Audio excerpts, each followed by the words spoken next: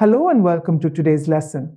In this video, we're diving into a fascinating concept from Jain philosophy, Saptabhanginaya. By the end of this video, you'll understand what it means, how it works, and why it's so important not just in Jainism, but in fostering open-mindedness and empathy in our everyday lives. Let's begin with a little background. Saptabhanginaya is a doctrine of conditional predication. It's part of Jain epistemology and works closely with the idea of Anekantavada, or the doctrine of manifold perspectives.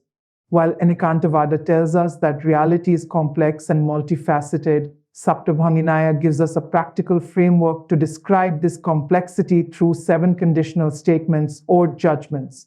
So what exactly is Saptabhanginaya? The term translates to the sevenfold modal judgment, or the 7 ways of speaking about reality. It's a system that acknowledges the limitations of any single perspective.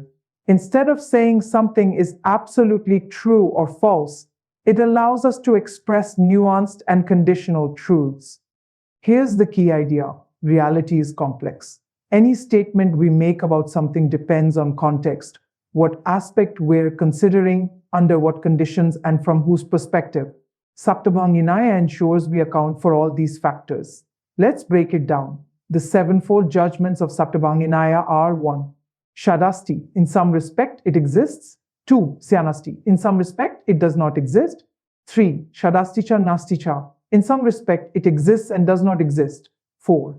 Shadavaktavya. In some respect, it is indescribable. 5. Shadasticha avaktavya. In some respect, it exists and is indescribable. 6. Syanasticha avaktavya. In some respect, it does not exist and is indescribable. 7. Shadasticha nasticha avaktavya.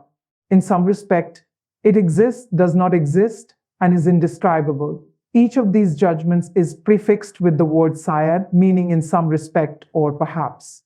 This qualifier is crucial because it reminds us that no statement can capture the whole truth. It's always relative to a particular viewpoint. Now, let's apply these judgments to a simple example: a coffee mug. Imagine I ask, does the mug exist?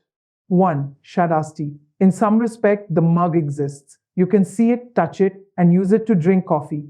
2. Syanasti. In some respect, the mug does not exist. If we're discussing its molecular structure, the mug is just an arrangement of atoms. As an independent entity, it's not real. 3. Shadasticha nasticha. In some respect, the mug exists and does not exist. From the practical viewpoint, it's a mug, but from the ultimate reality, it's a temporary construct. 4.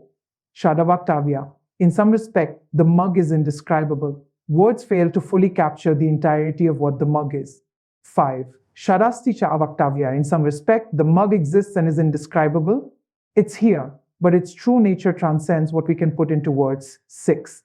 Syanasticha avaktavya. In some respect, the mug does not exist and is indescribable. From certain philosophical perspectives, its existence is illusory and beyond language. 7. Shadasticha nasticha avaktavya. In some respect, the mug exists, does not exist, and is indescribable. This covers the full complexity of its existence in different contexts. Do you see how this framework allows us to acknowledge multiple truths? It's not about contradiction, but about complementarity. Now, how does this help us in real life? Think about a heated debate, say, over a controversial policy. One person might say, this policy is good because it helps people in need. Another might argue, this policy is bad because it increases taxes. With Saptabhanginaya, we can say, in some respect, the policy is good. In some respect, it is bad. In some respect, it's both good and bad. In some respect, it's beyond simplistic judgment. It's complex. Instead of escalating the argument, this approach encourages dialogue. We move away from absolutes and towards a more inclusive understanding. At its heart, Saptabhanginaya is about humility. It reminds us that our perspective is just one among many. By acknowledging the partial truths in others' views, we cultivate empathy and a willingness to learn. This doctrine, paired with Anekantavada, is especially relevant today. In a world filled with diverse opinions and polarized debates, the ability to see multiple sides of an issue is invaluable. It's not just about philosophy, it's about building bridges in our relationships, communities, and even global affairs. And that's the beauty of Saptabhanginaya, the Jain way of embracing complexity and fostering dialogue. Remember, understanding reality isn't about picking one truth, it's about weaving together the many threads of perspective. Thank you for joining me today. If you enjoyed this lesson, don't forget to like, subscribe, and share this video. And let me know in the comments how you think this concept could apply in your life.